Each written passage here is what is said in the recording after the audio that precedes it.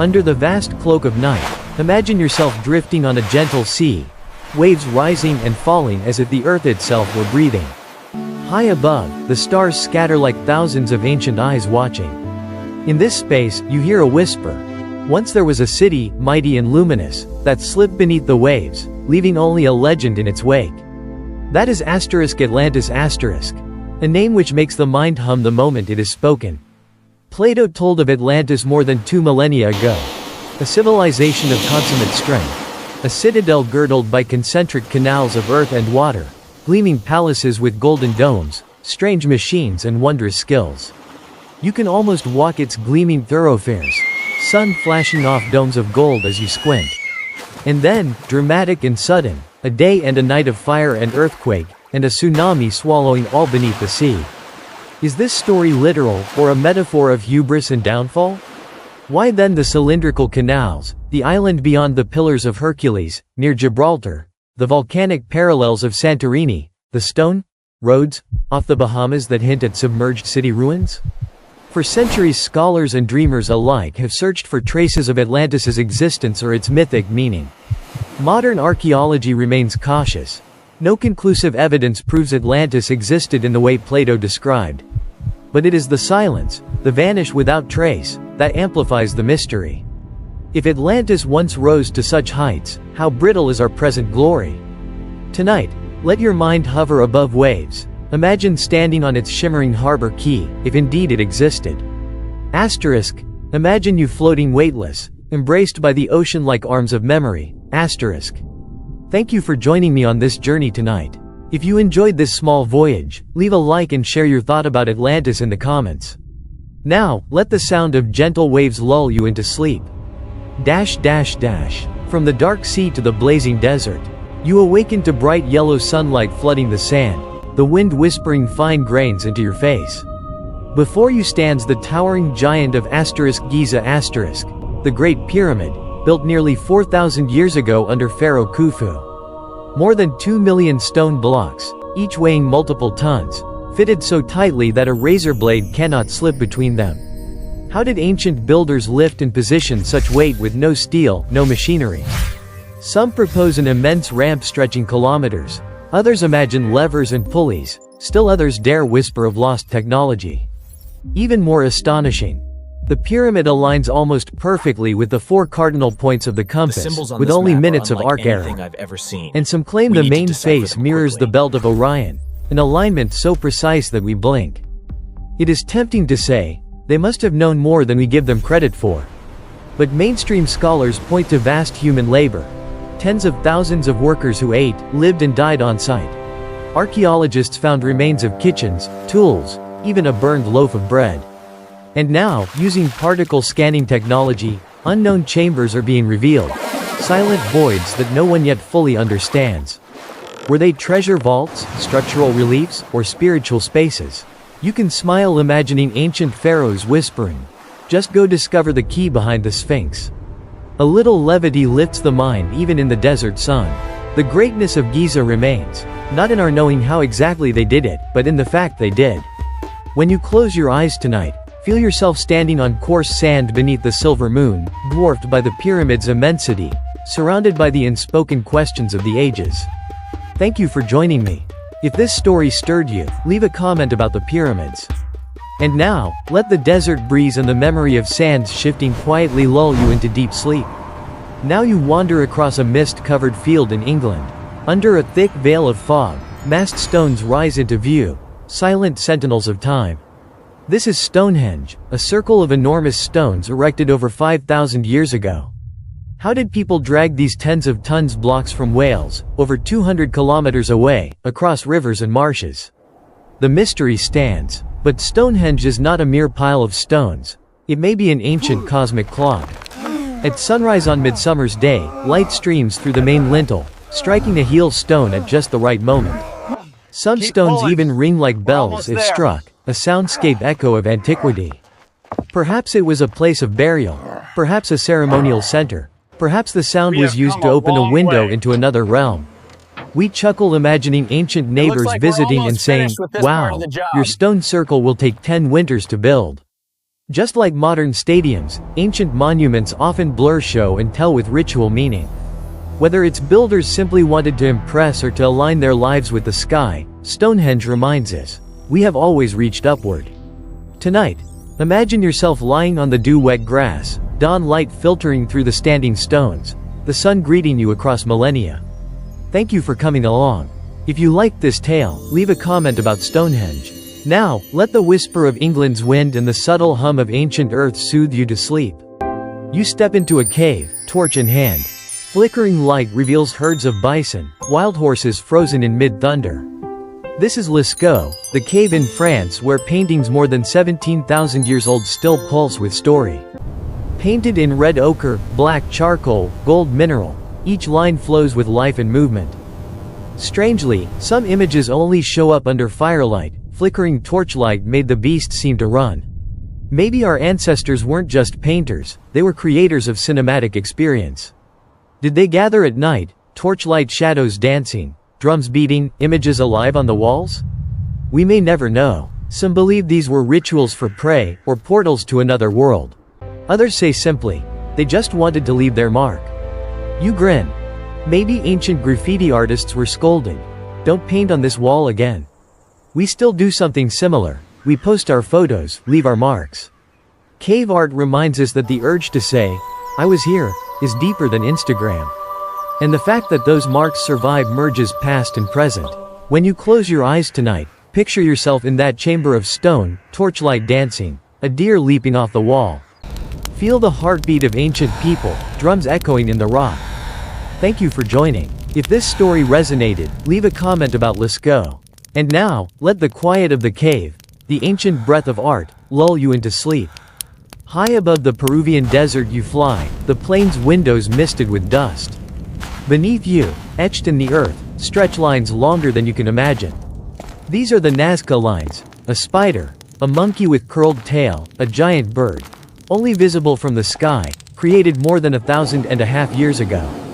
How did the Nazca people draw such perfect figures? Each straight line kilometers long, without aerial view. Some say wooden stakes and strings, they might be right. But there's more. Many lines align with sunrise and sunset on special days. Many point to bright stars on the horizon. Could it be a giant calendar? Or perhaps a message to the heavens, maybe even runways for beings beyond our world. Science rolls its eyes, but you laugh imagining aliens saying, here's our parking spot. You sense the human impulse. We want to reach the sky, to mark our presence in the vastness. The Peruvian desert's arid silence has preserved these lines for millennia, but one heavy rain could erase them in hours. Tonight, imagine yourself floating above red sands, the moonlight catching those giant shapes, whispering that there are things only the sky can see clearly. Thank you for joining. If you enjoyed this flight, leave a comment about the Nazca lines. And now, let the hush of stars and sand guide you into deep rest. You stand before a smooth rock face in the Andes. Carved deep into the stone is a door twice your height, no hinges, no handles. This is Puerta de Marca, the gate of the gods. According to legend, wizards who approached vanished into another realm. A monk holding a golden disc walked through and never returned. You press your palm to its cool surface and shiver. Behind the door is nothing but rock, but the mystery remains. Archaeologists call it a false door, likely ceremonial. Yet why build such an imposing gate in the middle of nowhere? Why a portal to nowhere? Some say it marks the boundary between worlds, the seen and unseen. Visitors report a heavy chest, ringing in their ears, a green light flickering in the crack. Science says, maybe a ritual threshold, maybe just rock. But you smile. Maybe the ancients played this trick with time and space, creating a grand gateway to spark wonder. Tonight, let your mind stand before that door under the starry sky. The mountain wind rustles. The gate waits, open or closed, real or symbol. Thank you for coming. If you like this tale, leave a comment about Puerta de Marca. And now, let the sound of wind through Andean stone carry you into sleep. In an ancient library you open a yellowed scroll. On it, labyrinthine coastlines curve across oceans. This is the Piri Reis map, drawn in 1513 by Ottoman Admiral Piri Reis. What astonishes is, The map depicts the coast of South America with remarkable accuracy, and what looks like an ice-free Antarctica. How could someone in the 16th century know of an Antarctic coast thousands of years ago? He claimed to base it on 10 or 12 ancient maps, including those long lost. If that's true, where did they come from? Some whisper of a lost civilization with navigational knowledge far ahead of its time. Perhaps the very Atlantis we began with. Scholars caution. Maybe it's just misdrawing. Maybe the Antarctica is a projection error. But the allure remains. An old map connecting ancient and modern worlds. So tonight, imagine yourself drifting in a wooden ship under starlight, clutching that map. Each wave whispers of unexplored lands. Each coastline promises secrets still hidden. Thank you for joining. If you enjoyed this charting of mystery, leave a comment about the Piri Reis map. And now, let the creak of timbers and the hush of ocean bring you gently to sleep. You find yourself on a remote island in the Pacific. Sea breeze salty on your lips, waves lapping at your feet. Before you stand giants, stone heads carved by hand. These are the moai of Easter Island, 2 to 10 meters tall, dozens of tons each, with empty eyes yet somehow watching time. Many statues were left at the quarry, some traveled down to the coast. How did the Rapa Nui transport them across rough terrain? One theory. They walked the statues by rocking them forward, like someone moving a refrigerator.